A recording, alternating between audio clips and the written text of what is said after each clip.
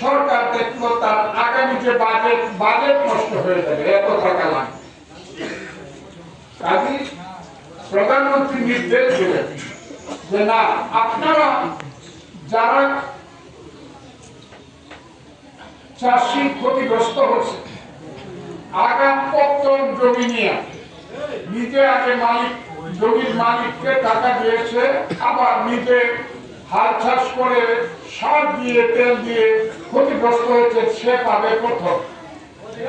তারপরে 1 কানি 2 কানি 3 কানি 4 কানি 5 কানি জমি বাপের পুতে মিলিয়া করছে।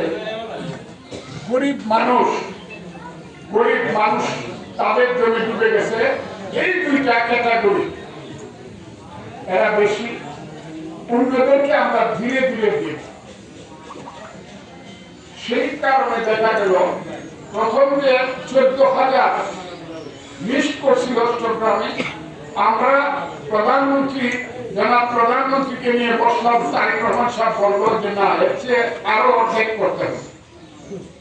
অর্ধেক করে তার নির্দেশে আমি আসলাম, আমাদের নেতারা, আমাদের উপজেলা বিএনপির সভাপতি, সেক্রেটারি, সিনিয়র নেতৃবৃন্দ, ইউনিয়নের নেতৃবৃন্দ, ওয়ার্ডের নেতৃবৃন্দ, সবাই মিলে আমরা 14,000-এর মধ্যে 7,000-এর লিস্ট দিলাম। সেই 7,000 দেওয়ার পর আবার মন্ত্রীরা আমাদেরকে নিয়ে বসলেন 5 দিন আগে। সেখানে সিদ্ধান্ত হলো অন্য উপজেলাতে অনেক বেশি কাটছে, আমার 3টা উপজেলা, অষ্টগ্রামে 1000 কাটছে, 7,000-এর মধ্যে 1000 কাটলে কত হয়? 6,000। ইটনা 1000 কাটছে, ইটনাতেও 6,000 না, আরো একটু কম। আর মিলামনে 3300। কাজে 6,000 মানুষের নামে এখানে দেওয়া হবে। এর মধ্যে অষ্টগ্রাম সদর ইউনিয়নে হলো 779।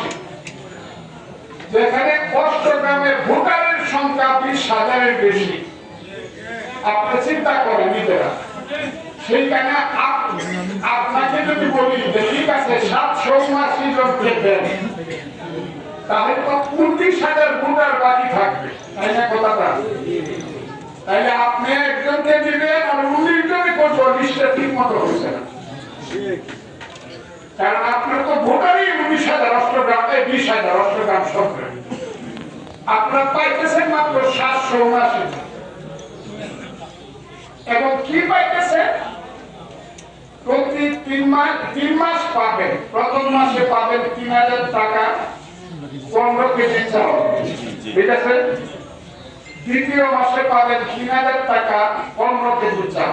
তৃতীয় মাসে 3,000 টাকা, 15 কেজি চাল। তাহলে 3 থেকে 9,000। আর 45 কেজি চালের দাম আমি ধরলাম আরো 3,000। কত পাবেন? 12,000 মালে এবং টাকায় পাবেন এখানে 779 জন লোক। তাই তো সবাই বলবে ফজলুর রহমান তো আমাদেরকে দিল। আমি দেই না, সরকার দিছে, নেতারা লিস্ট করছে। এর বেশি দেওয়া আপাতত আমাদের সামর্থ্য নাই।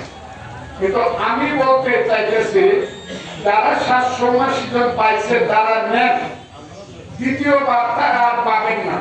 আমি যদি বেঁচে থাকি, আমার সরকার যদি থাকে, আর আমাদের নেতা তারেক রহমান সাহেব যদি থাকে, আমি চেষ্টা করবো যারা ক্ষতিগ্রস্ত হয়েছেন সবাইকে, এখন না হয় পরে, আজ না হোক কাল, কাল না হোক পরশু, আমি সবাইকে দেওয়ার চেষ্টা করব। এখন আপনারা দয়া করে ব্যাখ্যা করেন, এইখানে আমার নেতা কর্মীদের কোনো দোষ নাই, আর ইউনুস সাহেবের কোনো দোষ নাই, তার প্রশাসনের কোনো দোষ নাই। আমরা কম দিচ্ছি, আপনারা সব পাইতেছেন, এত দেওয়া সম্ভব না। সামনে বাজেট আছে, এগুলো আপনারা অথবা বুঝবেন না। আমরা আপনাদেরকে চেষ্টা করবো দিতে। এছাড়াও আমি আজকে বলে দেখেছি, বাবুকে বলে দেখেছি, আমি সব চেয়ারম্যানকে বলে দেবো, একটা কথা, সব মেম্বারকে বলে দেবো, আপনার ওয়ার্ডে, আপনার ইউনিয়নে একজন লোক যদি না খায়া থাকে, উপবাসে থাকে রাত্রের বেলায়, তাহলে আপনাকে জবাব দিতে করতে হবে। আমার এলাকাতে একটা লোক যদি রাতের বেলায় না খায়া থাকে, তিন থানা যদি তিনটা লোক না খায়া থাকে, আমি এমপিকে সাইডে দেবো যদি সমাধান করতে না পারি। কথাটা মনে রাখবেন, অন্তত উপবাসে কেউ মারা যাবে না। আমরা চেষ্টা করবো সবার পাতে একটু ভাত দিতে, একটু সামান্য একটু তরকারি দিতে চেষ্টা করবো। আজকে যারা এসেছেন আপনারা দয়া করে নেন, আমাদের সরকার আছে, আমাদের নেতা আছে, আমরা আছি, প্রশাসন আছে, আমরা সবাই মিলে আপনাদের জন্য সবকিছু করব। আমি সংগঠন, আমাদের বিএনপি এবং আমাদের অঙ্গ সহযোগিতা সংগঠনকে আমি অনুরোধ করে যাচ্ছি, যারা পাবে তো পাবে, যারা পাবে না তাদের নামে লিস্ট করবেন। সেকেন্ড টাইমে আমরা কত করে পাইতেছেন? 12,000, তাই তো? কাজটা না পাইলেও দিনটা দেওয়ার চেষ্টা করব। কথাটা মনে রাখি, ক্ষতিগ্রস্ত কেউ বিনা সহযোগিতায় যাবে না। আরেকটা কথা বোঝাবে, আরেকটা কথা, যদি ভুল পাবে অথবা অন্যায় পাবে, মিথ্যা পাবে, জমি নষ্ট হয় না, কেউ যদি এখন নেন 3,000 টাকা, তাইলে আপনার জরিমানা হইব 6,000 টাকা। যদি ভুলে যায় আপনি জমি করেন না, আপনার জরিমানা হবে 6,000 টাকা, আর যে লিস্ট করছে তার শাস্তি হবে। কথাটা কি আপনারা বুঝছেন? কালকে আমি